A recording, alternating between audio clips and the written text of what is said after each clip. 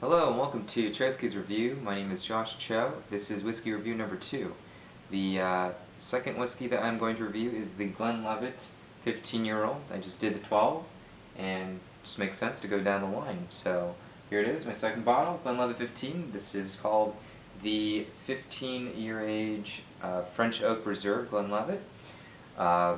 It's not entirely in French oak. I actually thought it was at first. Research is great. It gives me new information. I went online on Glenlivet's website.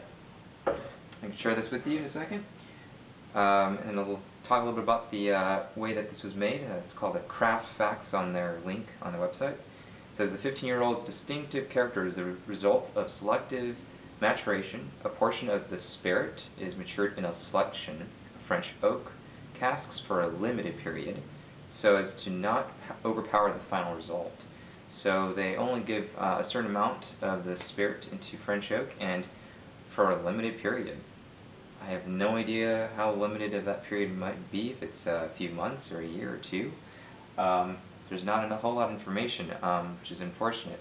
But in any case, it's been matured in probably American oak, ex-bourbon, and then also in French oak for a limited period of time, not to overpower the French oak. So I will give you my taste and nose for this whiskey. This is a bottle that I got about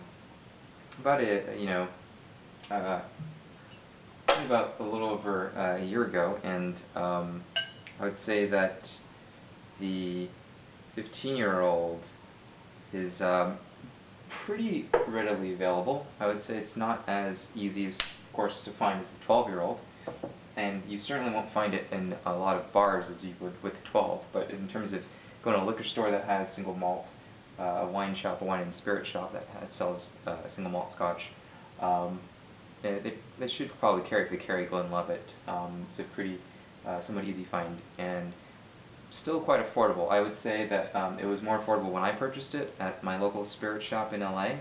I paid $40 for this bottle. However, I just went on their website today, and it has increased in cost. For the same bottle at $40 that I got a year ago, it's now $50.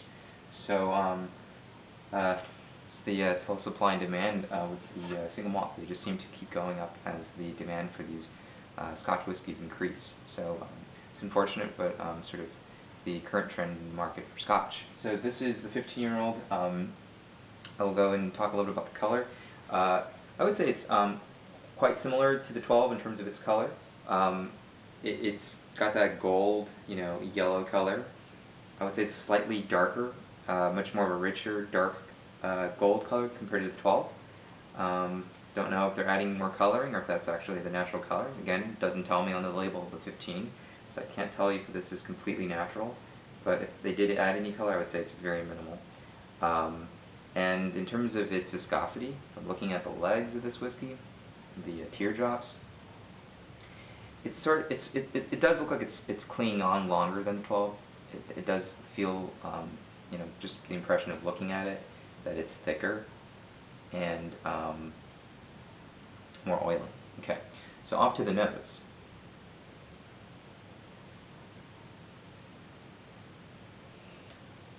Really, really nice. First impressions are good.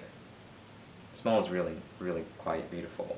It's very floral, very fragrant and floral, very fresh. Kind of similar to that 12 and that kind of grassy, sort of fresh smell, but a lot sweeter, much more richer in the sweetness.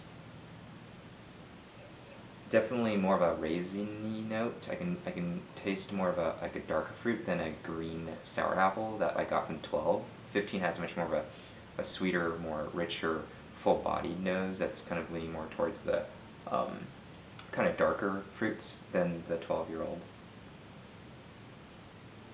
And I kind of get this smell that reminds me of when I used to live in Central Coast, California. A lot of the farms that I used to see that they would sell grape juice made from wine grapes. It's kind of much more of a sweeter, darker smell than, I don't know, Concord grapes that I would find in my local store here in Los Angeles. I get that kind of richness of that note that really reminds me of that kind of raisin or that kind of grape juice smell from this 15-year-old. It's really lovely. I'm going to just look at my notes really quickly, what I wrote down. So yeah, I would say kind of similar to the 12, little alcohol burn, so it's really easy to dip your nose in. It's a 40% ABV, but much more richer in fruit and sweetness, and a little less of that green apple that I mentioned. And definitely something similar in terms of that spicy, because it's got some of that cinnamon kind of spicy note to the 15 as well. But one thing I didn't mention also is that it's much more nuttier. Certainly more intense in the nuts and the almonds and in the sort of nutmeg. Let's say much more, yeah, definitely much more nuttier. Okay, so off to the taste.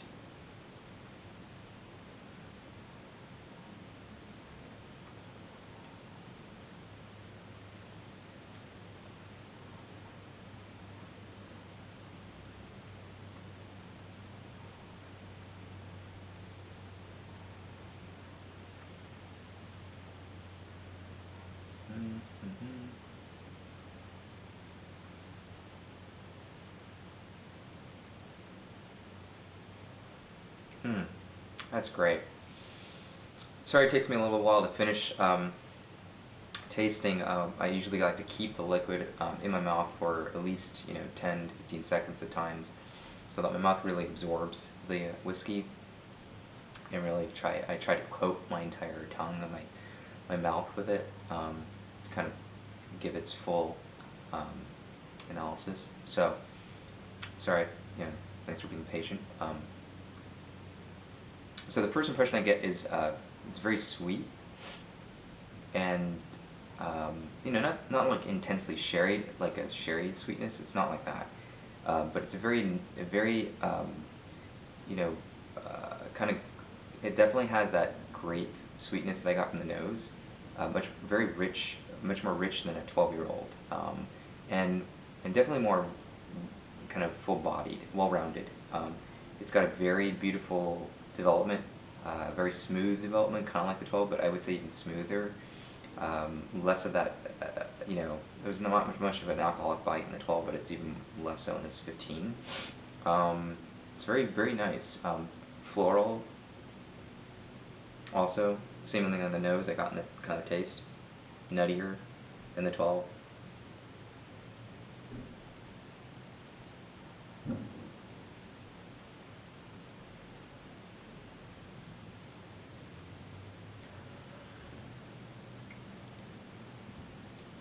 I would say it's kind of it's got kind of this, I don't know if it's just me, but there's kind of this dryness to it, like sort of got something like the effect of wine. It's got this like tannin, I think, at the end. Might just be me. I never really picked that up when I've had this, but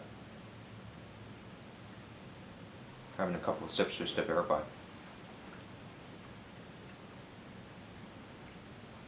But it does kind of have that. Yeah, now that I have it a third time, it kind of has a slight tannin in it, and in the end, the finish, and the finish has that kind of dryness. I think I do associate with whiskey that has a lot of, a lot of influence of European oak that's used for wine, and I'm thinking maybe it has some of that. Maybe it's just me, and I'm just sort of projecting that because it's labeled as French oak and the influence of the maturation in the whiskey. But I kind of do pick that up a little bit. So as far as recommendations on this whiskey, I would definitely recommend this whiskey. It's a very nice whiskey. I do like it better than 12. And if you can find it for around $40, $50, I think it's a great buy in terms of the affordability. I think anything more than 60 or 65, I don't know if I would recommend it. It's not terrible for that price, but certainly if it's around 40, 50, I would say it's definitely a good deal, and I would say go get it before it goes up anymore. In terms of a rating out of 100, I would give the Glenlivet 15 a 86 out of 100. Okay, well, until next time, the next video review will be on the Glenlivet 18-year-old to finish the full expression of their base expressions of Glenlivet distillery.